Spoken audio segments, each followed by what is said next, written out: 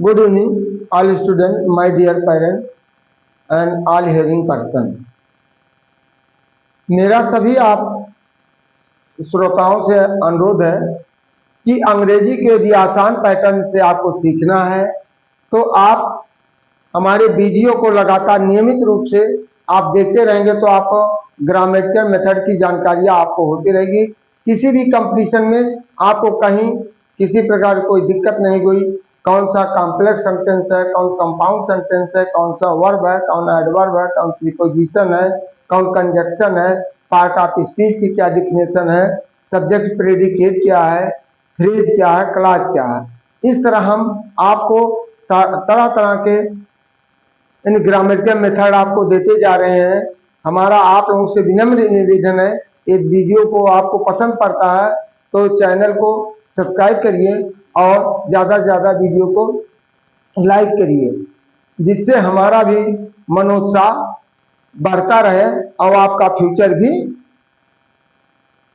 सुधरता रहे, क्योंकि आने वाले प्रतियोगी परीक्षाओं में आपका इन्हीं से संबंधित पूछा जाएगा, ना कि और मिसलिनियस सेंटेंस है, मिसलिनियस वर्ड है, एंटोनिम्स है, सिनोनिम्स है, आइडम्स है, फिगर ऑफ स्पीच है। इस तरह के क्वेश्चन आपसे किए जाएंगे तो आप अंग्रेजी के हुआ, लेकिन अंग्रेजी का सर्वप्रथम आपको होना चाहिए वोकैबुलरी, आपके पास शब्दकोश हो, क्योंकि अंग्रेजी एक ऐसा भाषा है जिसके मीनिंग हमेशा सेंटेंस के ऊपर डिपेंड करते हैं। उसी का अर्थ वहीं कुछ होता है और उसी का अर्थ कहीं कुछ हो जाता है। तो दोनों का अर्थ चूंकि अकॉर्डिंग टू सेंटेंस पर डिपेंड करता है। तो आज इसी क्रम में हम आपको दे रहे हैं part of sentence, subject and predicate. Subject के मुख्य रूप से दो भाग होते हैं, सब्जेक्ट के मुख्य रूप से दो भाग में सब्जेक्ट और प्रेडिकेट। अब subject, when we make a sentence, जब हम किसी एक वाक्य को बनाते हैं, we use name a person और थिंग, तो हम किसी वस्तु अथवा व्यक्ति का नाम प्रयोग करते हैं।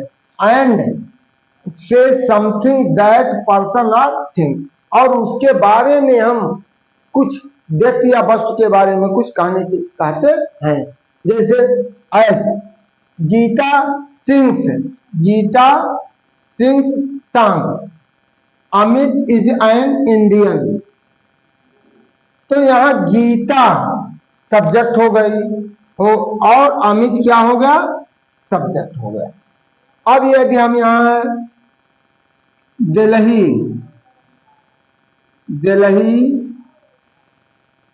Delhi is a capital, Delhi एक राजधानी है, दिल्ली। तो यहाँ गीता, अमित और दिल्ली सब्जेक्ट के पार्ट है।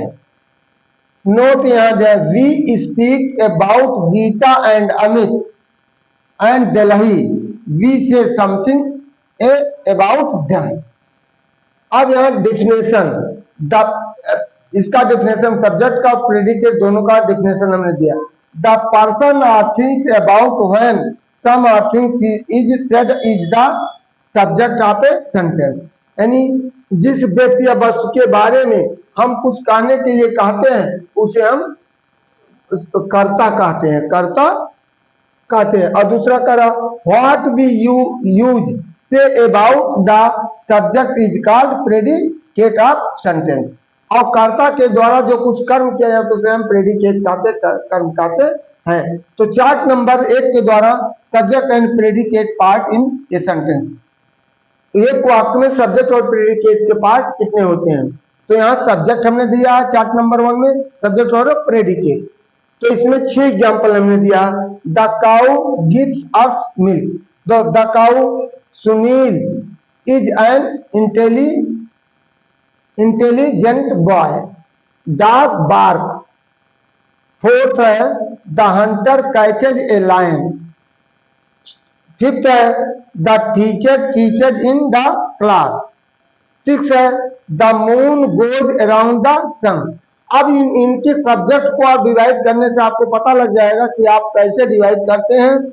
तो जहां पर वाक्य में साधारण रूप से हम बता रहे हैं क्रिया या मुख्य क्रिया या हेल्पिंग वर्ब आते हैं, उसके पहले का भाग आपका सब्जेक्ट का पार्ट होगा और उसके बाद का भाग आपका ऑब्जेक्ट का भाग होगा, प्रेडिकेट का भाग होगा।